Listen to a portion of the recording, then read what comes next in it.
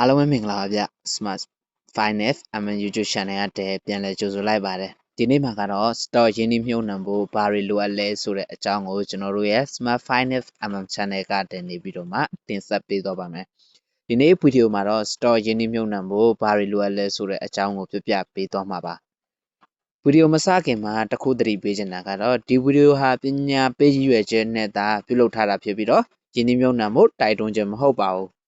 အမြဲတမ်းကိုယ်တိုင်လေးလာပြီးတော့ကိုယ်ပိုင်ဆုံးဖြတ်ခြင်းနဲ့သာယင်းနှိမ့်မြုံနှံသင့်ပါတယ်။နံပါတ်1အနေနဲ့ကတော့ stock ဆိုတာဘာလဲ stock ဆိုတာကုမ္ပဏီတစ်ခုရဲ့ပိုင်ဆိုင်မှုအစိတ်အပိုင်းကိုကိုစားပြုတဲ့ share တစ်ခုဖြစ်ပါတယ်။ဥပမာ Apple, Microsoft, Tesla, Nvidia, Amazon တို့မျိုးကုမ္ပဏီတွေမှာ stock တွေဝယ်ထားတယ်ဆိုရင်အဲ့ဒီကုမ္ပဏီရဲ့ပိုင်ရှင်တစ်ယောက်လို့ဖြစ်သွားပါတယ်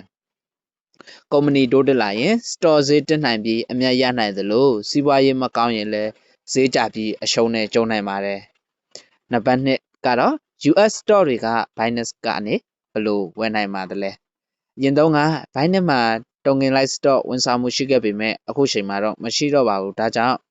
US stock တွေကို Binance ကနေတိုက်ရိုက်မဝယ်နိုင်တော့ပါဘူး။ US stock ဝယ်ချင်ရင် Interactive Broker တွေ Webull တို့လို eToro တို့လို Training 212 စတဲ့ stock pro တွေကနေဝယ်ယူလို့ရတာပဲဖြစ်ပါတယ်မြန်မာနိုင်ငံကနေ stock ရင်းနှီးမြှုပ်နှံ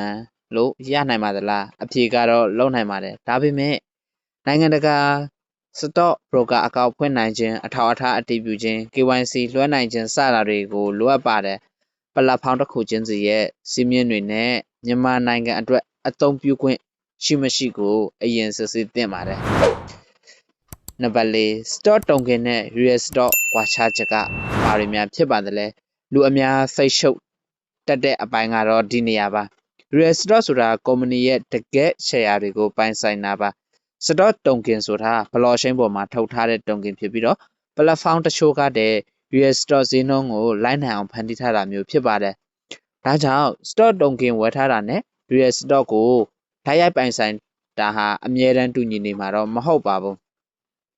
မဝယ်ခင် platform တစ်ခုရဲ့စီကံနဲ့ product အမျိုးအစားတွေကိုသေချာဖတ်ရှုသင့်ပါတယ်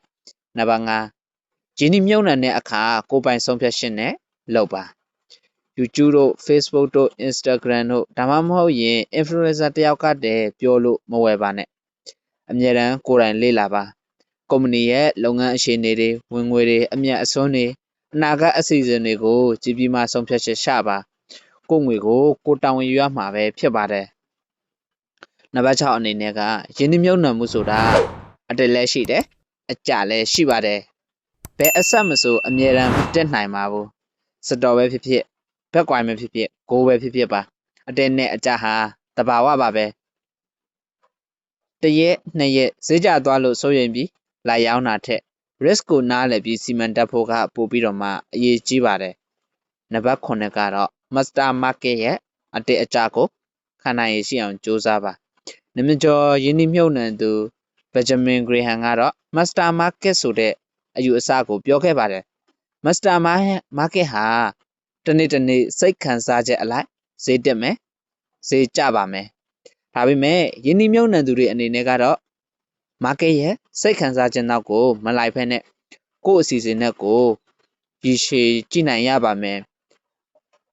market ကျတဲ့အချိန်မှာမကြောက်ဖို့ market တက်တဲ့အချိန်မှာလည်းမလွန်ကဲဖို့ကိုပို့ပြီးတော့မှသတိချက်ပြီးတော့မှ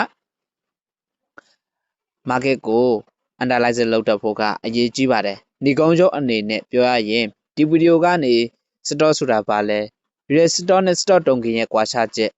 မြန်မာနိုင်ငံကနေဘယ်လိုစတင်နိုင်မလဲပြီးတော့